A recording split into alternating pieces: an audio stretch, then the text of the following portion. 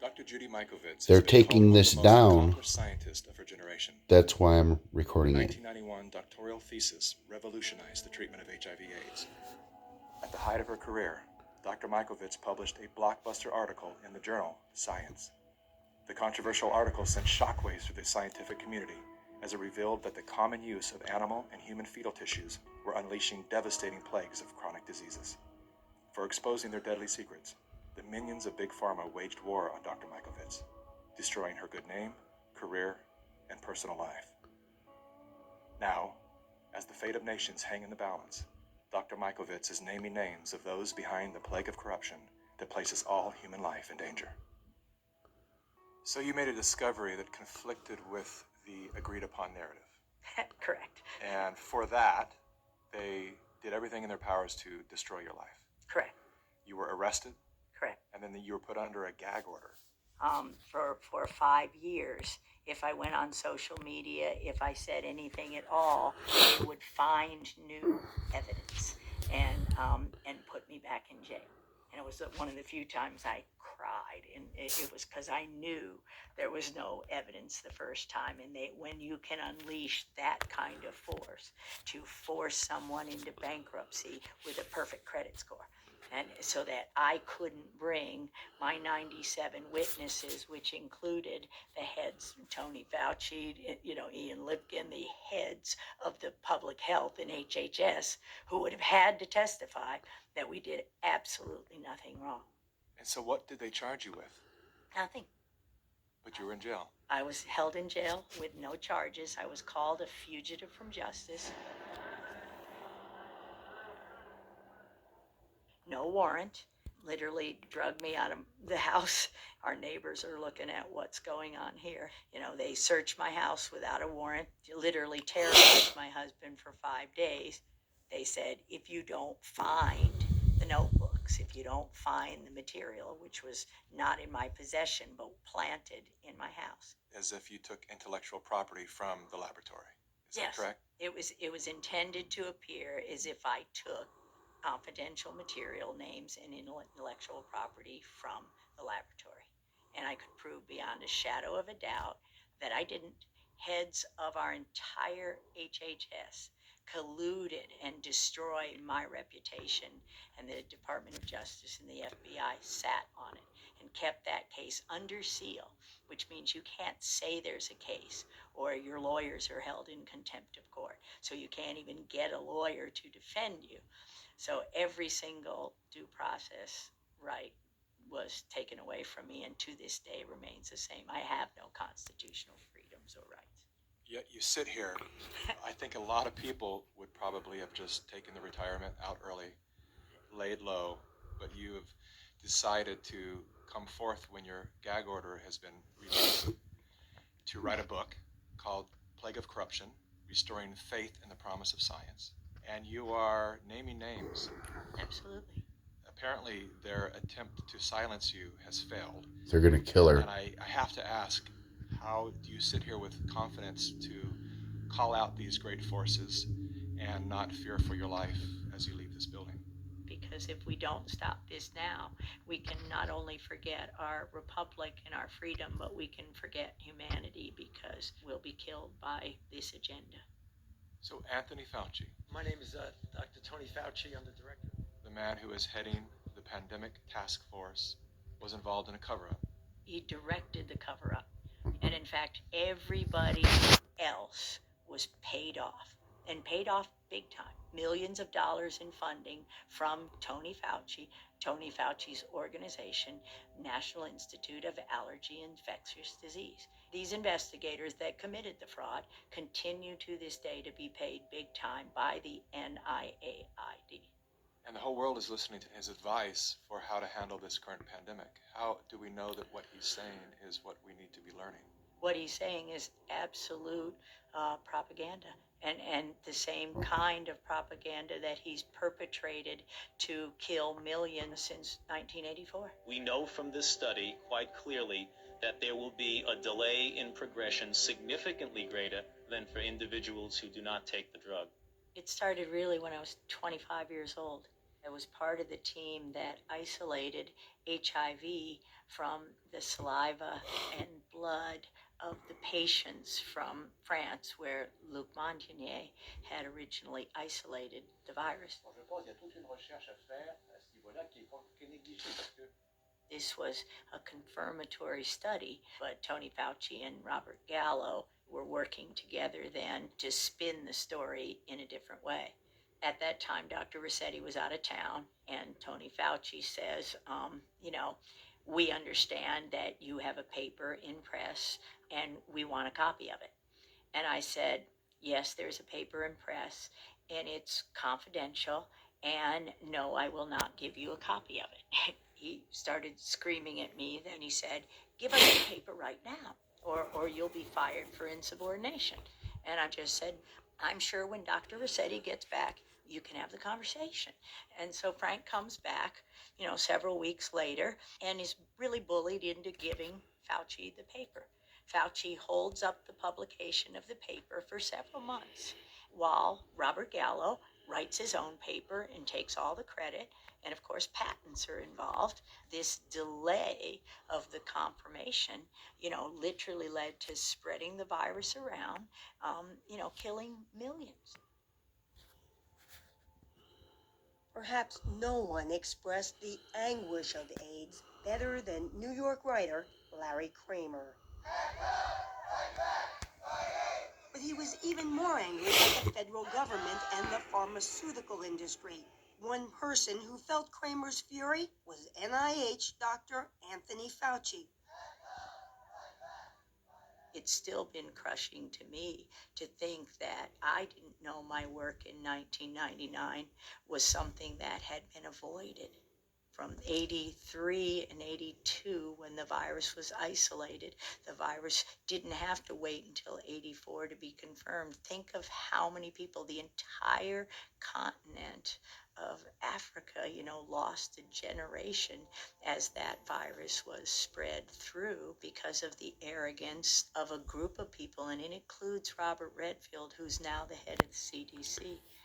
Right along with Tony Fauci. They were working together to take credit and make money, and they had the patents on it and tailored them to IL-2 therapy, which was absolutely the wrong therapy. And had that not happened, millions wouldn't have died from HIV. How can a man who's giving, any person who's giving global advice for health, own a patent in the solution in the vaccine? Isn't that a conflict of interest, or shouldn't it be? It is a conflict of interest. And in fact, this is one of the things that I've been saying and would like to say to President Trump: repeal the Bayh-Dole Act. Bayh-Dole fundamentally changed the way universities approach technology transfer, and you can see that best in the statistics. Universities obtain 16 times as many patents today as they did in 1980. Now, everybody's getting more patents, but still, universities' share of all patents in the United States is more than 5 times greater than it was before Bayh-Dole. The situation has gotten so bad that one information technology industry official has publicly referred to universities as, quote, crack addicts, unquote, driven by, quote, small-minded tech transfer offices addicted to patent royalties. That act gave government workers the right to patent their discoveries. So to claim intellectual property for discoveries that the taxpayer paid for. Ever since that happened in the early 80s, it destroyed science. And this allowed the development of those conflicts of interest. And this is the crime behind letting somebody like Bill Gates with billions of dollars. Nobody elected him. He has no medical background. He has no expertise. But we let people like that have a voice in this country while we destroy the lives of millions of people. Normalcy only returns when we've largely vaccinated the entire global population. If we activate mandatory vaccines globally, I imagine these people stand to make hundreds of billions of dollars that own the vaccines. And they'll kill millions, as they already have with their vaccines. There is no vaccine currently on the schedule for any RNA virus that works. So I have to ask you, are you anti-vaccine? Oh, absolutely not. In fact, Vaccine is immune therapy, just like interferon alpha is immune therapy. So I'm not anti-vaccine. My job is to develop immune therapies. That's what vaccines are. Do you believe that this virus was created in a laboratory? I wouldn't use the word created, but you can't say naturally occurring if it was by way of the laboratory. So it's very clear this virus was manipulated. This family of viruses was manipulated and studied in a laboratory where the animals were taken into the laboratory. And this is what was released, whether deliberate or not. That cannot be naturally occurring. Somebody didn't go to a market and get a bat. The virus didn't jump directly to humans. That's not how it works. That's accelerated viral evolution. If it was a natural occurrence, it would take it up to 800 years to occur. This occurred from SARS-1 within a decade. That's not naturally occurring. And do you have any ideas of where this occurred? Oh yeah, I'm sure it occurred between the North Carolina laboratories, Fort Detrick, the U.S. Army Research Institute of Infectious Disease, and the Wuhan laboratory. $3.7 million flowed from the National Institutes of Health here in the U.S. to the Wuhan lab in China, the same lab where many people have said that this coronavirus infection first originated. We also now know that NIAID, the department associated with the National Institutes of Health, of which Dr. Anthony Fauci is in control, had already been conducting experiments with the Wuhan lab in the past in regard to coronavirus. If Dr. Anthony Fauci cannot be honest with the public about his connection to this lab, then Fauci has to go. In 1999, I was working in Fort Detrick in USAMRIID there, and my job was to teach Ebola how to infect human cells without killing them. Ebola couldn't infect human cells until we took it in the laboratories and taught them. It's hard to ignore the death tolls. People have been dying. They are dying from this in quite alarming numbers. How do you reconcile that? It's pretty easy when you see, for me, when you see what the government has done, and that is that they took, quoting Dr. Birx, we've taken a very liberal approach to mortality. If my husband were to die, who has COPD, his lungs have fibrosis, his lungs would look exactly like somebody with COVID-19 theoretically, but he has no evidence of infection. So if you're not testing and you don't have evidence of infection, and if you walked in there today, they'd call it COVID-19. And we hear this from the doctors and nurses who are upset. I've seen so many doctors online that have made their own webcam videos, just perplexed by the protocol that the CDC had given them. Well, last Friday, I received a 7-page document that sort of told me that if I had an 86-year-old patient that had pneumonia but was never tested for COVID-19, but sometime after she came down with pneumonia, we learned that she had been exposed to her son, who had no symptoms, but later on was identified with COVID-19, that it would be appropriate to diagnose on the death certificate COVID-19. When I'm writing up my death report, I'm being pressured to add COVID. Why is that? Why are we being pressured to add COVID to maybe increase the numbers and make it look a little bit worse than it is? I think so. Why would they want to skew the number of deaths due to COVID-19? Well, fear is a great way to control people, and sometimes people's ability to think for themselves is paralyzed if they're frightened enough. And that's not where I want people to be. I want people to say, we're going to get through this. I'm going to use my head. I'm going to go to different sources. I'm going to listen to different sources. And I'm going to think for myself, because that's what America's about. If someone dies with COVID-19, we are counting that as a COVID-19 death. You don't die with an infection. You die from an infection. I've talked with doctors who have admitted that they are being incentivized to list patients that are sick or have died with COVID-19. Yeah, $13,000 for Medicare, if you call it COVID-19. Right now, Medicare has determined that if you have a COVID-19 admission to the hospital, you'll get paid $13,000. If that COVID-19 patient goes on a ventilator, you get $39,000, 3 times as much. And you've killed them with the ventilator because you gave them the wrong treatment. All the things that just don't make sense, the patients I'm seeing in front of me, the lungs I'm trying to improve, have led me to believe that we are operating under a medical paradigm that is untrue. And I fear that this misguided treatment will lead to a tremendous amount of harm to a great number of people in a very short time. My next question is about Italy. I want to know why Italy was hit so hard. Italy has a very old population. They're very sick with inflammatory disorders. They got, at the beginning of 2019, an untested new form of influenza vaccine that had 4 different strains of influenza, including the highly pathogenic H1N1. That vaccine was grown in a cell line, a dog cell line. Dogs have lots of coronaviruses, and that's why they're not testing there. You could just say, oh, it was that. As the country begins emerging from the worst of the coronavirus epidemic, one question remains. What happened to all the hydroxychloroquine? We know that hydrochloroquine and zinc are working great for patients. And then Fauci comes out and says, well, there's no double-blind controlled placebo study, which, by the way, Dr. Fauci, is there going to be a double-blind controlled placebo study of your vaccine? Is there?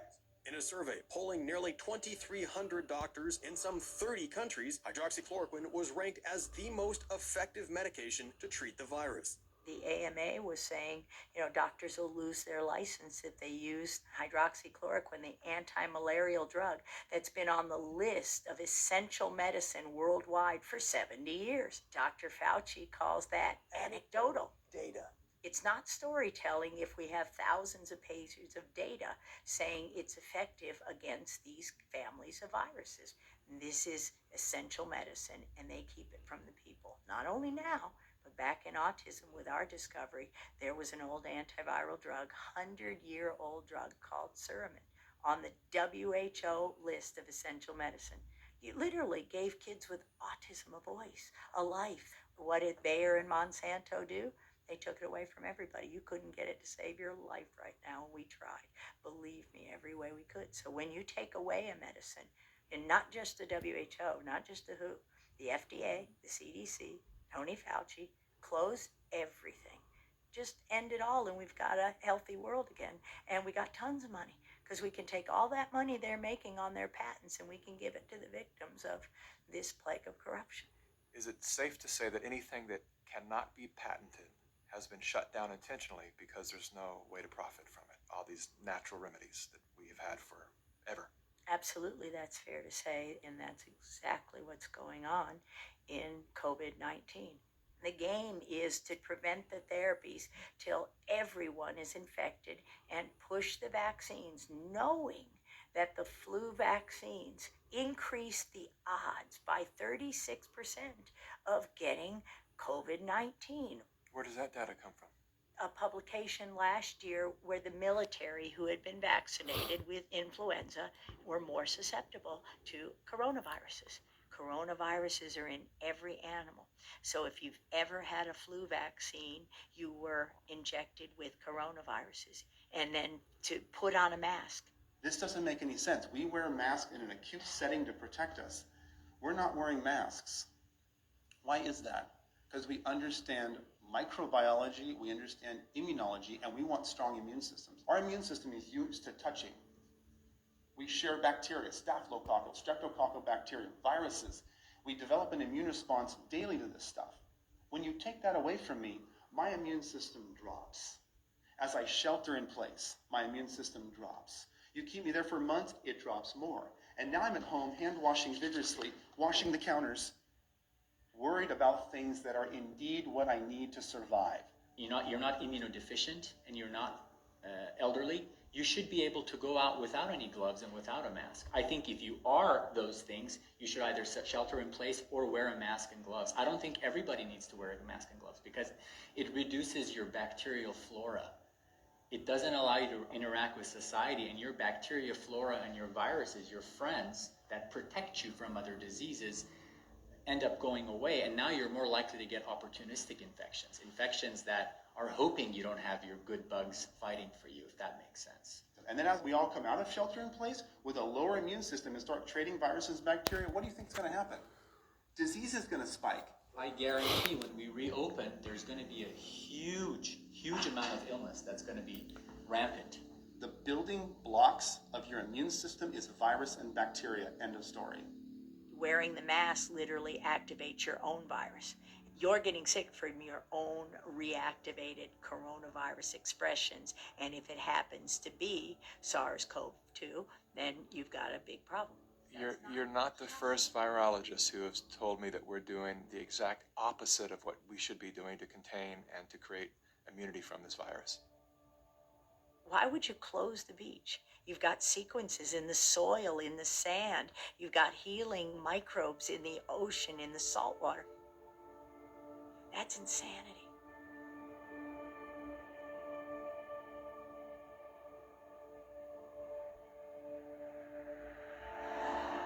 These institutions that are polluting our environment and our bodies, there was a time when they actually had to fight their own battles.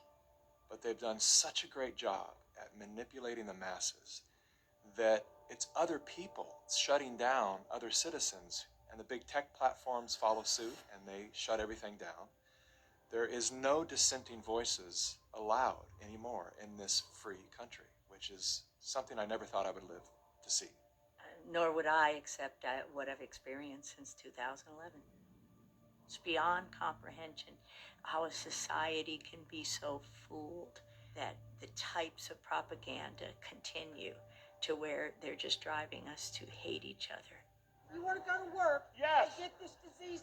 I think the medical profession know what they're They've talking been about. wrong so far, ma'am. They've been wrong.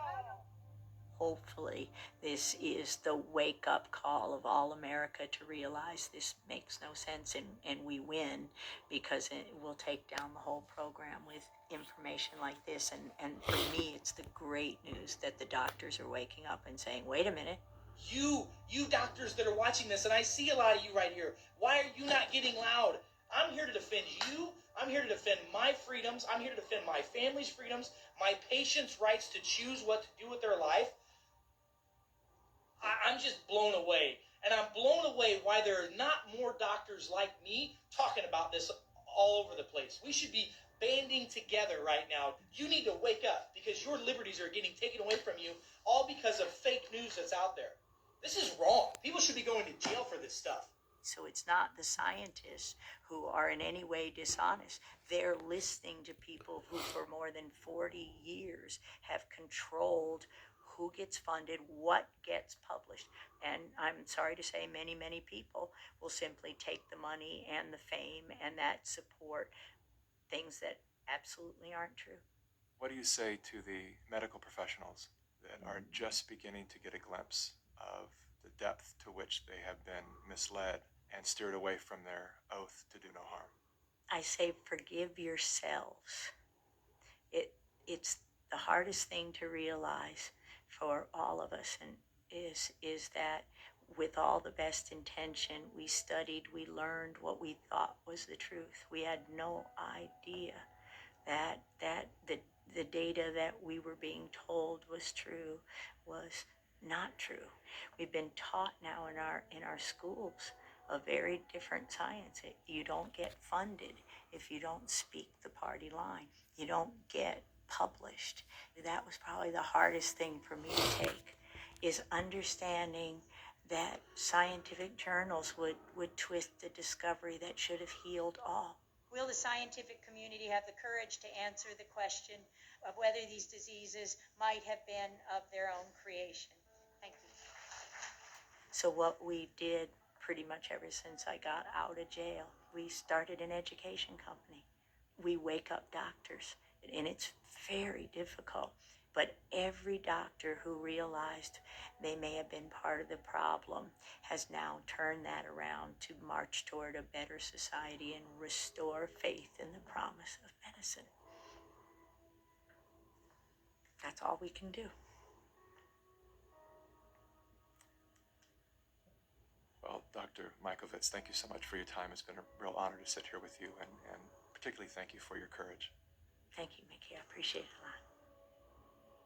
The idea that we are now a few days away from a new administration, given, as you heard from the introduction, that I have been around for a while and have had the opportunity of serving in 5 administrations, I thought I would bring that perspective to the topic today. 5 It's the issue of administrations. pandemic preparedness. And if there's one message that I want to leave with you today, is that there is no question that there will be a surprise outbreak. It wasn't a The surprise. thing we're extraordinarily confident about is that we are going to see this in the next few years. Thank you. They knew they created it or manipulated it.